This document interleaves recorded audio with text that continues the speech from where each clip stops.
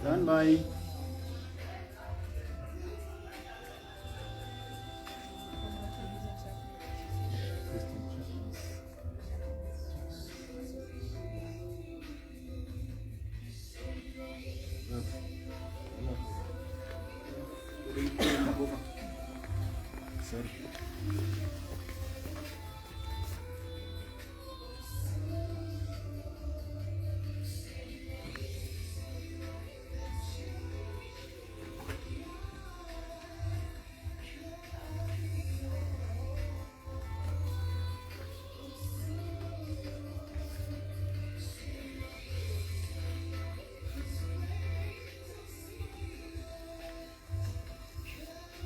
Coming to you.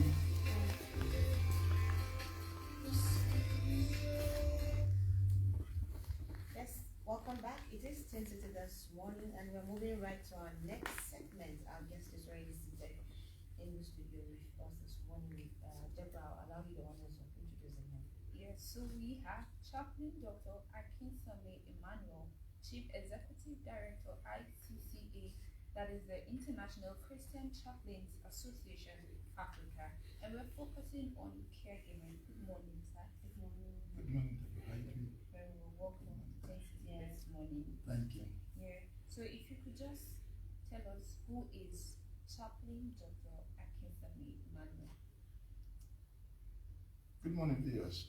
My name is Akinsame Emmanuel, and I am a trained and certified chaplain from the College of Chaplains, the International Christian Chaplains Association. The headquarters of ICCA is based in 14944 Fall River Avenue, Seekonk in Massachusetts. I represent ICCA here in Africa as the Chief Executive Director and the Chief of Chaplains for training of chaplains. I am a Yoruba man, but a plateau by implication. I've been here, I did my NYC here at Government Secondary School, Gengere, under Mrs. Embu those days. And I was a teacher of physical and health education then. And then I went to one night school, one evening school. And then I have my, first degree there, and then after that I pursued chaplaincy profession fully. And by the grace of God, then I'm just the only person above now is the founding chief of chaplain, who is Dr. John M. Amra. He is the one in the United States. He's my boss. I'm a father of 3, biologically. I have an adopted daughter who is also married, and that's one of them standing with me here today. And we are a family of 5, 6 now, and my wife is a lecturer with the Glasgow State University. And I'm a pastor of the Word of Truth Church, known before as Gateway Christian Church at Yantrilla. And then we train chaplains in the College of Chaplains. Presently, God helping us, I think 3 days ago, I just picked the approval letter from the Ministry of Health for the College of Health and Chaplains College of Health Science and Technology, which we run. And that's where we train medical chaplains. It's an arm of the chaplaincy that deals with medical. That's what we do. And I live in just, like I said, I live among the Jara people, so I'm soon expecting that they will call me Adago. But just simply, my name is just Akinsame Emmanuel. Yeah, Dr. Akinsame, you actually look very fit. When you talk about physical education, you look very fit and well seated and straight. I want to understand it's part of why you're in plateau, because plateau people are very active. Yeah, I agree with you. But the terrain, the topography. I remember when I came to Jos the first time, I was in year 3 in the University of Lagos then, but I knew God told me I was coming to Jos. So I came for the first time to check the city, to know what's happening. And I saw the topography and it's like, oh, I felt like going back, because when I got to Duseoko, those 3 rocks, they scared me. I said, people live under this stone and it has not fallen down. I've been here for, I got here in 1991. I served here in 1990 as a copper. And the stone is still there. Those stones are still there. So I know that the hand of God is on it. So the environment is very good for physical activities. And that was why when I got here, I was asking, does unit just have physical and health? When they said they do, I said, what a waste. But I'm happy they said they have that. So, Sharon, talk to us about caregiving. And it can be said to be a work of charity. Yeah, the basic assignment of chaplaincy. Most people, when you say you're a chaplain, say, what is chaplain? And they're wondering, are you a pastor? Are you a this? Now, the chaplain is a minister of the gospel, but not necessarily running an ecclesiastical or a physical church. He is a servant of God that has some level of counseling. Every day he's trained to also have a total, because if he's not trained to be a counselor, people have issues, people have problems, and it's only what they tell you that you know. But by counseling training, you are able to learn one thing: listening. By counseling training, you are able to learn how to, observe. Through counseling, you learn to apply intelligent questions, to find out what actually is the main problem. Then, with that, you'll be able to offer advice to people.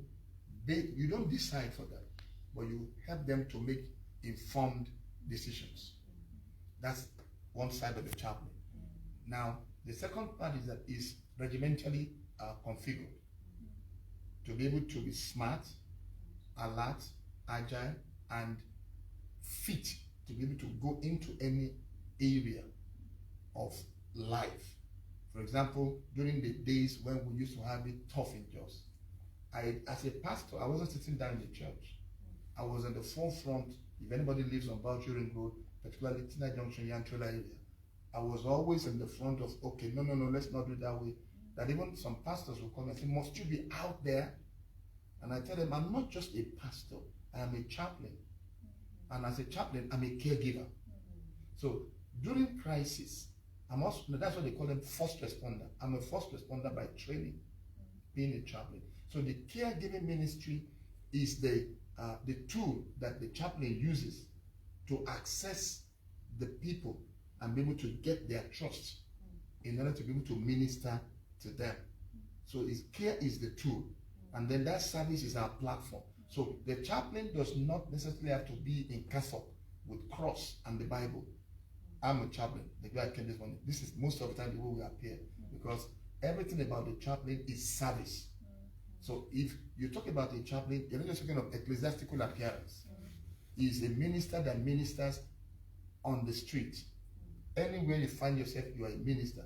In other words, you are disguising yourself, using care to get the attention of people to pass the message that you're talking about, which is the message of the Lord Jesus Christ. But you don't necessarily have to come with big Bible, big cross, and then no. You just go ahead, and where people are, having issues, you go and help them. The task force commander that period, we were together one day, and then the gunshots were happening. Of course, I was like this with him, and then by the time we got through, they separated me. Another time I was in the middle of two armored tanks. The lieutenant was driving it in the young trailer there. What would a pastor be looking for in the middle of my armored tank? But the regimental discipline. We don't carry arms, but they train us on how to help the servicemen, the police, the soldiers, and then go with them to help them. Because there are cases where guns cannot help you. You need to be told what to do. The other side is then total dependence on the Holy Spirit. That's where you now know what to do when people talk. Human beings, they talk from two sides of their mouth. Some, they are saying something they are not saying. So by the Holy Ghost inside of you will help you to be able to know what they are saying that they are not saying and how to assist them. But all boils down to care. And this is the service we render to people. You look at what is the need of an environment, you offer the assistance you can. If you don't have the means, contact those that have it. Use your influence. Maybe I'll mention that very shortly concerning what we have done in Yantrela and still doing. Yeah, service is actually a good, I don't know the right word to do. Service is the platform. Yeah. Care is the tool. Yeah. And the human beings are the specimen that the chaplain ministers to, not necessarily in the four walls of the church. Not necessarily, but I was just trying to say, like, people that offer services are, there's a word for it, but I know their place is high or something. It's a prestigious thing to do. It's an honorable thing to do, to be of service, to be able to help people. So in the nature of caregiving, there are different parts or different sides of caregiving. Which part of caregiving do you offer? Okay, thank you. For now, when we started the College of Chaplains, in the first place I came in here as a youth couple, and I knew what I was coming for was ministry. And ministry is not necessarily church. Ministry is service. Ministry is influence. So what I did was, I started the church then at Tina Junction, Gateway Christian Church then. Then we kept, one of the things I do then was, the environment is dirty, we clean it up. Gradually we began to move like that. People in the area having issues, we assist the more with the little we can. If there's any fire incidents or anything, I remember there was one like that. I was always there to assist. The little they teach us in chaplaincy about fire safety and prevention. We go in there, then we call the specialists, then first aid. So when we began to improve like that, what I now did was, the church now moved from Tina Junction to Yan Trailer. So what I did was, okay, education, physical and health education now. What I did in school, education. Now we started in school. My wife then, we started one nursery school, primary school. It's still there now today. It was formerly Gadia then at somewhere near Bishop's Court, but now it's Restoration Faith Academy, directly opposite the College of Chaplains now. Now we offer education as one of the care we can get to people. Now, gradually we now move to College of Chaplains. So chaplains now will now train people from different fields. That's to say, you train the pastor too, because the fact that you went to theological school does not make you a chaplain. Chaplaincy is a specialized training. So when we started that, we got affiliated with the International Christian Chaplains Association, ICCA. They now brought us on board and gave us basic training and equipment that we need. With that, we're able to now move to now say, okay, fine, let's train more people. We've trained people. Even right now, we have some in the Air Force that came to train. We have police that came to train, civil defense that came to train. So we train from different places. They come, they get the training, and then they go back to their places. Then pastors too. Even caterer, we train caterers. Even here, we've trained some. So we look forward to training as many. What is the idea? Making ministers out of everybody, not necessarily leaving their churches. Making them ministers in their various areas of their level. So you don't have to be a pastor with big collar. You are a pastor that you are now, that is a minister. You are a minister. What's your name? Nancare is also a minister. What are you doing now? You are hosting me. You are giving me a platform to be able to tell the world this is what we do. So you are also ministry.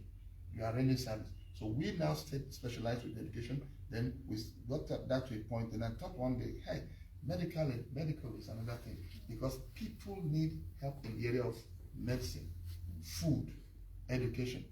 So I said, okay, let's dabble into medicine. So we decided to now run. I remember there was a lady then that she was into community health, and she said, hey, you have facilities. I'm a community health person. Can we do it together? So well, it's been in our program before. So it's in the corporate affairs resolution we have is there. But since you came to start it off, oh fine. So that was how we started the Chaplaincy College of Health Technology. So when we started that, we trained the first set of community health. 9 of them graduated. They're working in different places now. But we didn't have accreditation there. So we hung on Plateau State College of Health Science and College of Health. We hung on them as affiliated. But when the board said they don't want that again, I folded up the whole thing, waited for another maybe 4 or 5 years.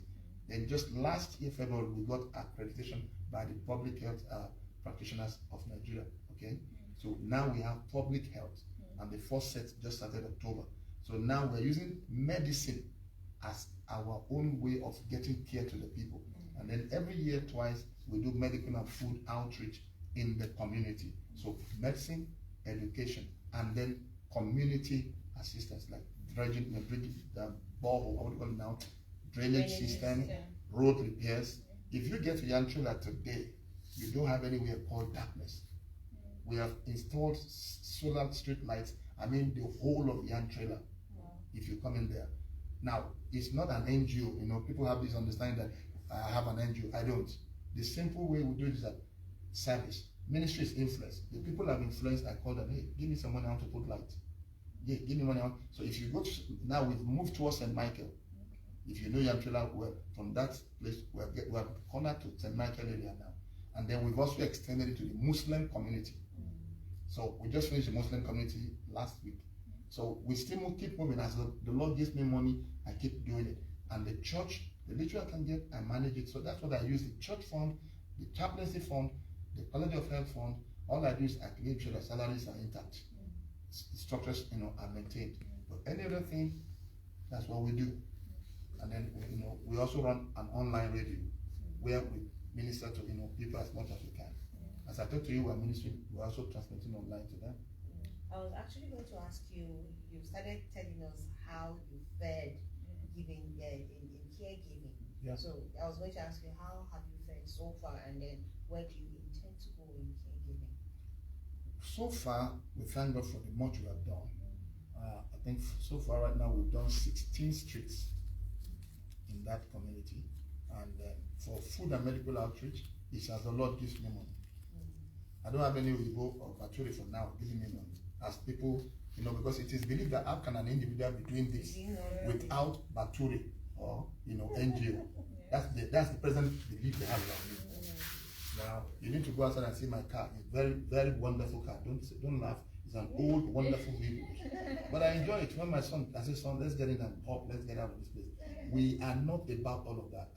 I've driven different cars, but I found out in life that if you cannot give back, you are not a normal person. Okay? So with food outreach, we give as much as we can.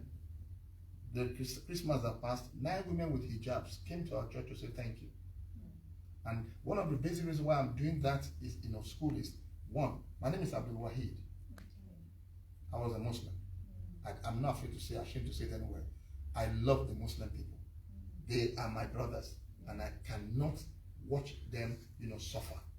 When we're putting light in the Muslim area, I say, why are you extending? I said, why won't I? First of all, a chaplain is colorblind. A chaplain is religion blind. A chaplain is ethnic, blind.